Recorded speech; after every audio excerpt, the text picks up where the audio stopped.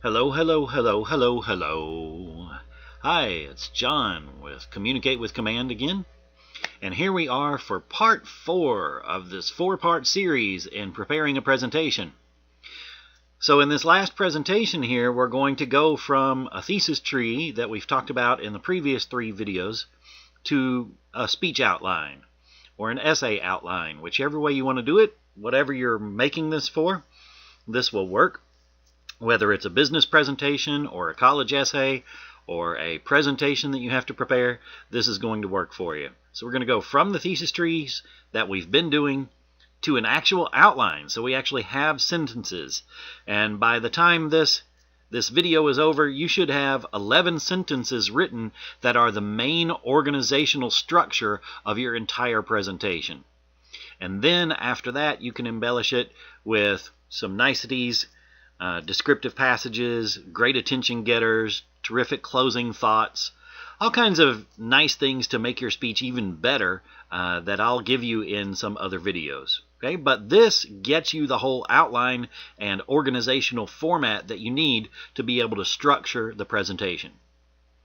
And of course, before having watched this, you need to have watched parts 1, 2, and 3, so that you know what we're talking about with these thesis trees.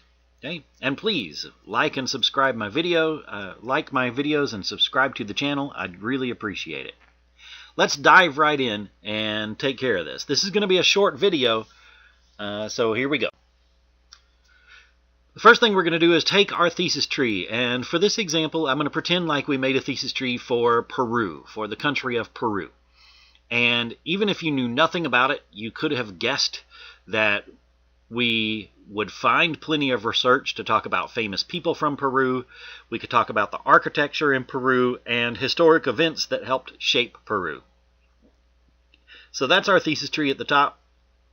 And let's just pretend like we've gone ahead and narrowed it down to 3 main points instead of 5 or 20 or however many we had on our original thesis tree.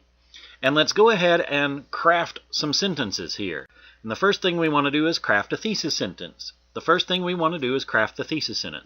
So, Peru is blank. What is it? You can fill in the blanks with pretty much anything there without even doing any research.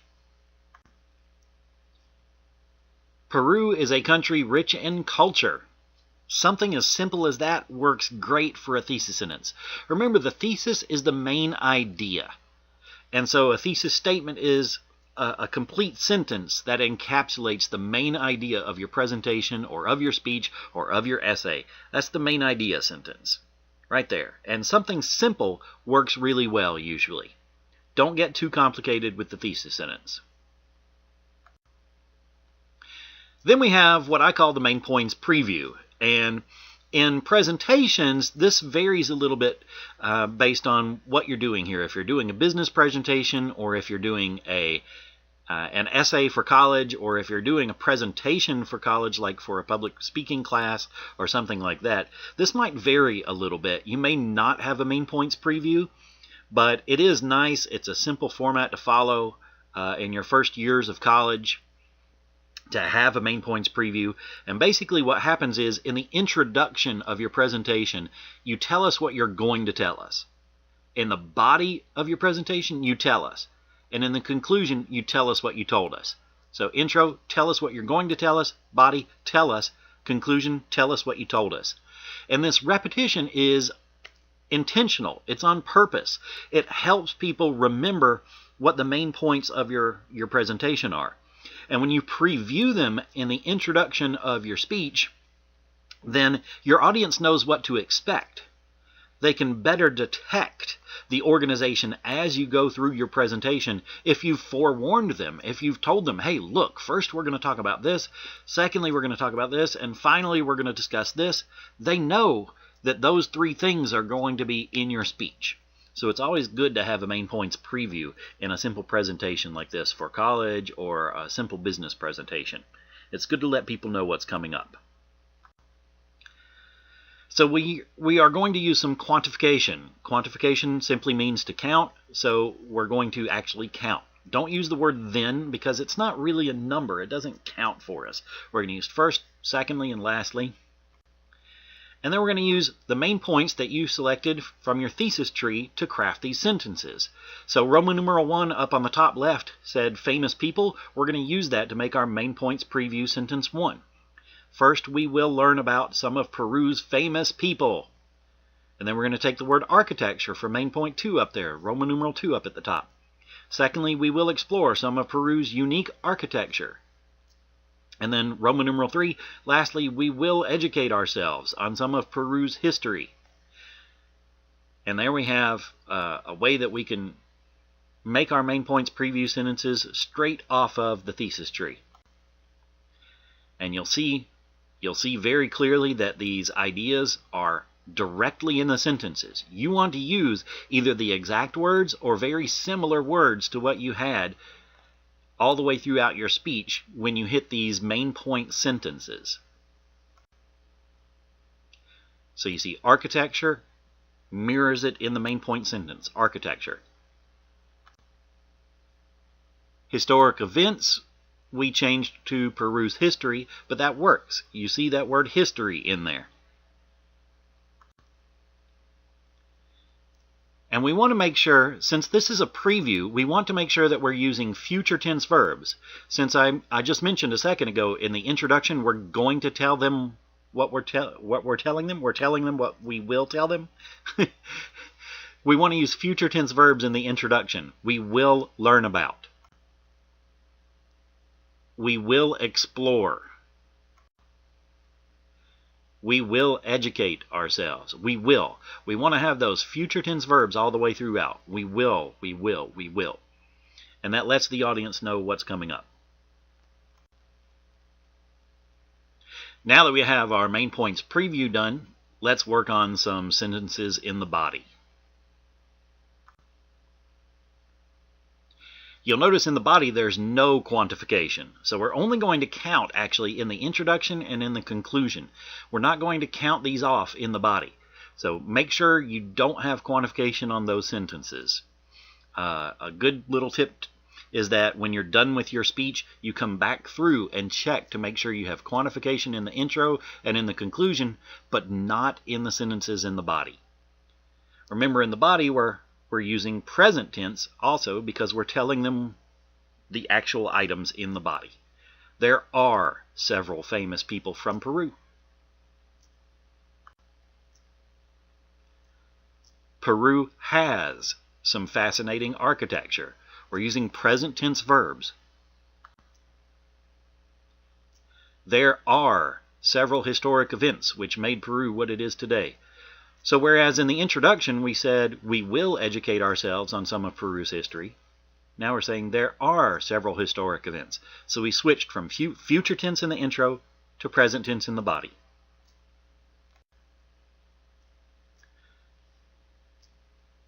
And here's a little trick for your conclusion. Copy your introduction down to your conclusion and then change your sentences. We're going to repeat the thesis down in the conclusion. We want to remind people what the whole main idea of our presentation was. We now see that Peru is a country rich in culture. And we want to quantify. And not only do we want to quantify, we want to use past tense verbs in the conclusion. So we used future tense in the intro, present tense in the body, past tense in the conclusion. First, we learned about several famous people from Peru. Secondly, we explored.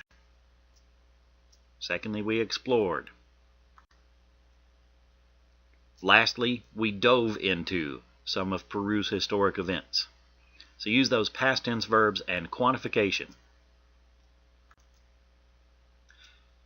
And now it's time to check. Now that we've written all those organizational sentences, let's check to make sure that we have them right. We see quantification in the introduction, no quantification in the body, and again we have the quantification in the conclusion. All right, good check there. We want to make sure we have future tense in the intro, present tense in the body, and past tense in the conclusion. For our second main point on architecture, we have future tense in the intro, present tense in the body, past tense in the conclusion. I can't tell you how many times I've had students give me a presentation or turn in an essay and they had these messed up because they didn't check. And a lot of times you'll copy and paste from the intro to the conclusion, but then you forget to change one. Always check at the end before you go turn it in. And then, of course, we have our last sentence here about the historic events. We will educate. There are several we dove into. So future tense, present tense, past tense. That one checks out as well. And then we're going to check to make sure that we're mirroring the ideas in all these sentences. So main point preview 1 sentence is about famous people. In the body, famous people. In the conclusion, main point review 1, the NPR 1, famous people. Now, this is really important that you check this too, because a lot of times I'll have students that will write an essay like this and then they'll decide, oh, you know what? I think that main point 1 information would look better as a main point 2. So they move it around in the body, but then a lot of times they'll forget to check the introduction and the conclusion, and then it won't match. And then it violates the expectations of your audience when you do that. You want to make sure that main point 1 matches what you said it was going to be in the introduction. When you get to it in the body, it's got to match what you said it was going to be in the introduction. And then when you conclude, of course, you want it to match what you actually did in the body and in the introduction. And then your audience is expecting it, and they can more easily remember what you were talking about. And here we have a check for architecture, architecture, architecture. Main point preview 2, Roman numeral 2, main point review 2.